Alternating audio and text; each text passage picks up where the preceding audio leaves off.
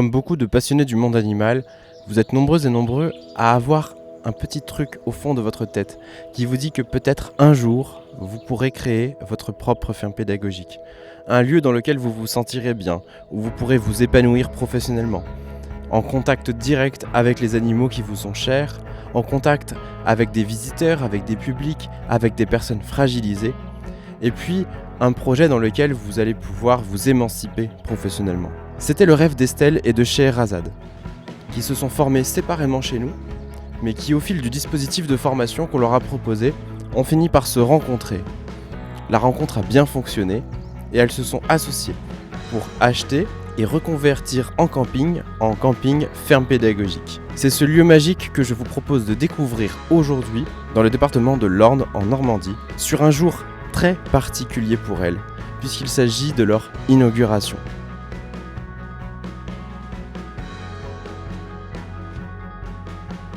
Les voilà, Chazou. Coucou. Ça fait bizarre de te voir en vrai. Ouais. En vrai. Tu te rends compte? Déçu ou pas? Ah non, pas du tout. Pas du tout.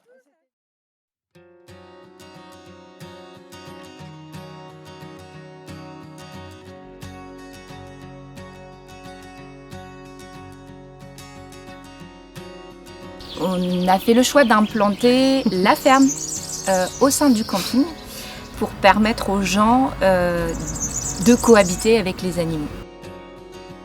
Il est unique, ce jour que tous les porteurs de projets rêvent, idéalisent, fantasment et redoutent en même temps. Le jour J de l'inauguration, c'est la course.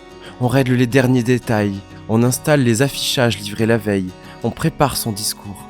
Sans qu'on sache d'où elle vient, on ressent une boule d'énergie inépuisable qui tiendra jusqu'au départ du dernier visiteur.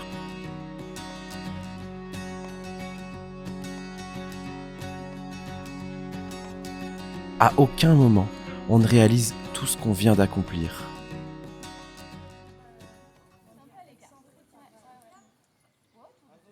Nous avons fait le choix de faire ça dans un camping parce que nous avons eu une opportunité supplémentaire. Mais il faut savoir que le camping est la surprise de ce projet. Nous ne l'avions pas envisagé au départ.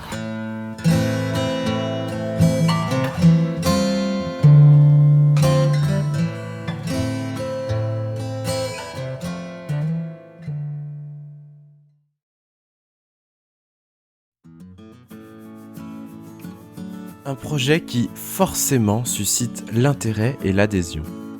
Au point que notre binôme de départ fut vite rejoint par Guillaume, véritable animateur nature et touche-à-tout. Avec ses compétences complémentaires à Estelle et Scheherazade, Guillaume a su se rendre indispensable à l'équilibre de ce beau projet. Mais au-delà d'un collectif permanent et de bénévoles actifs de l'association, des jeunes viennent régulièrement prêter main forte à la ferme pédagogique, comme cette petite équipe venue de la mission locale de Dieppe. Ah, et rassurez-vous, les animaux s'habituent très vite à ce balai incessant d'humains qui bricolent autour d'eux.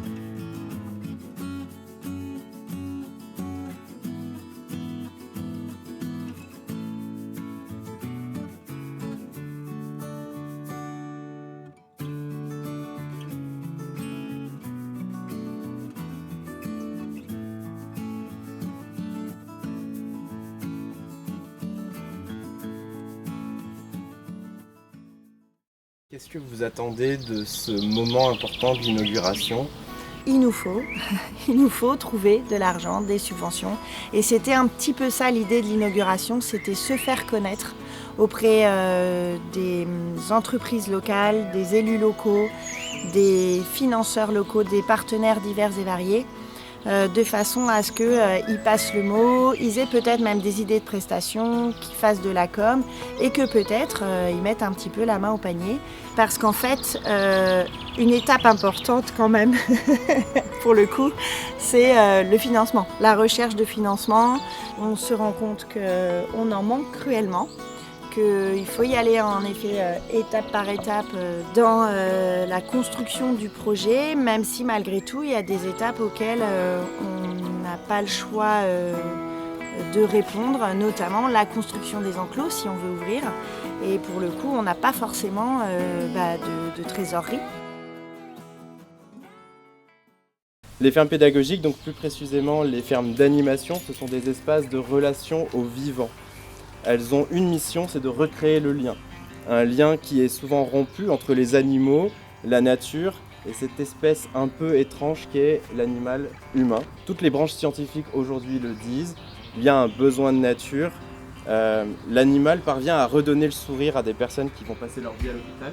Il va redonner le sourire à des personnes qui sont en institutions médico-sociales, dans des EHPAD, dans des IME, dans des ITEP.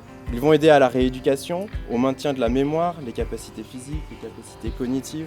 Ils vont permettre aussi à des personnes de revivre un certain nombre d'émotions positives. Ils permettent le développement de l'empathie et du soin de l'autre.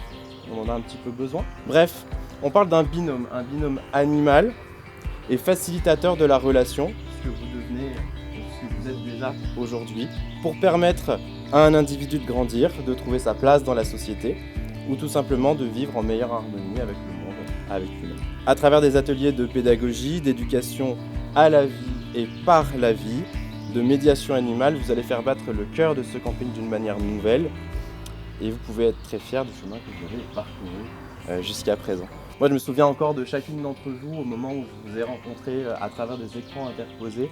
Je vous ai rencontrés séparément puisque, vous l'avez dit, vous ne vous connaissiez pas, mais vous aviez quelque chose en commun, c'était beaucoup de rêves, beaucoup d'envie de faire quelque chose avec ce monde animal, sans trop savoir dans quelle direction aller, sans trop savoir comment ça allait se passer.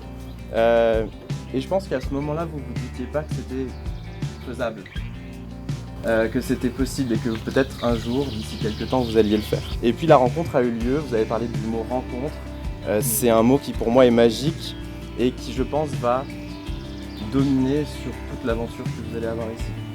Des rencontres, vous allez en vivre, mais vous allez aussi en créer beaucoup.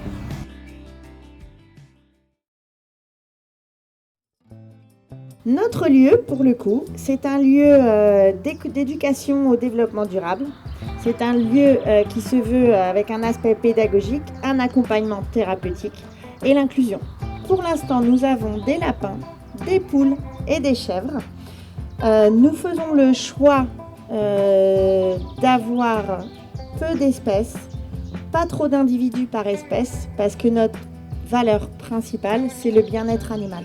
Et on veut aussi pouvoir expliquer aux personnes qui viendront ici que même un animal de ferme, il a besoin d'espace. Alors tout ça c'est bien, mais où est-ce que nous en sommes ? Eh bien nous en avons plein la tête, des projets de développement, ça c'est sûr.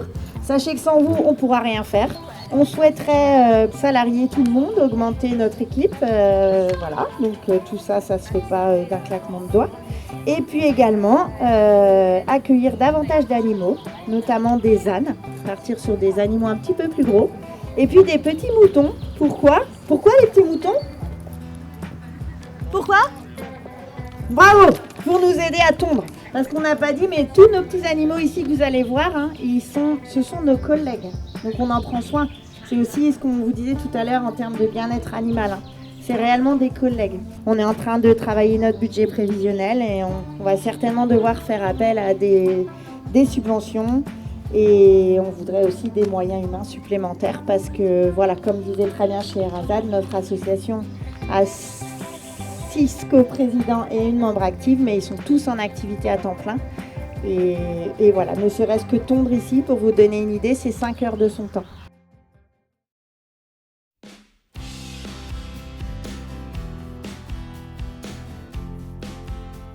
Après les discours, vient le temps tant attendu de la visite. C'est une sorte d'accouchement. Ce que vous avez si longtemps incubé est enfin révélé au monde.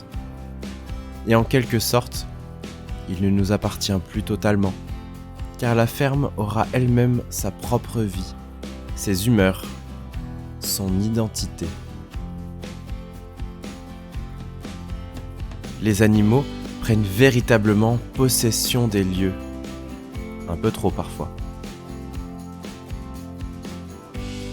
Guillaume a rangé ses outils, il peut enfin enfiler sa casquette d'animateur nature.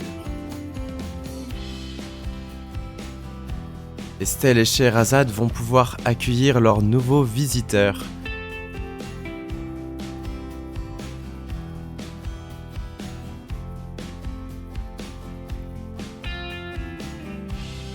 Pour leur présenter la magie de la rencontre avec l'animal.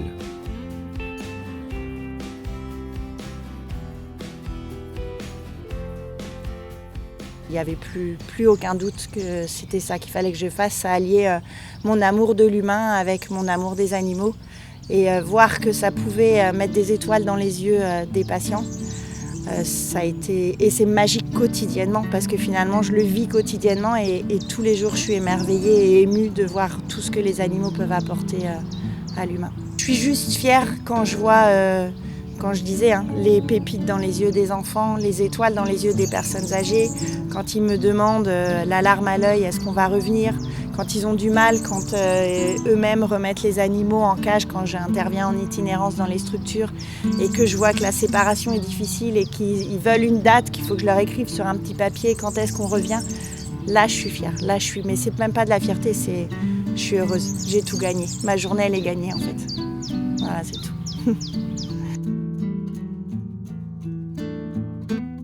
Il y a eu, je ne peux plus travailler avec les animaux, enfin je ne peux plus me passer de travailler avec les animaux, mais je ne peux plus me passer de travailler en extérieur.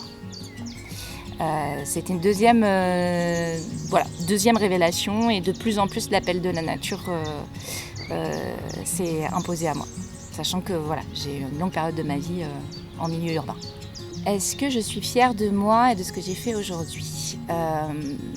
Oui. Oui, dans le sens où je me suis accrochée. Il y a quand même des moments qui ne sont pas toujours simples. Je pense que clairement, c'est la décision que j'ai prise de me lancer et de rien lâcher parce qu'à un moment donné, on peut avoir des doutes. Se dire que peut-être c'est un projet un petit peu trop grand finalement, même quand on s'est associé. Sauf que en fait, quand j'ai un doute, très vite, je me souviens de pourquoi j'ai fait ce choix. Et ça me relance en fait, ça me rebooste parce que j'avais des raisons essentielles de le faire et que je me vois plus travailler d'une autre manière en fait. Ce sentiment d'accomplissement plus que de fierté en fait, il est nourri par mon entourage. Parce que la famille, les amis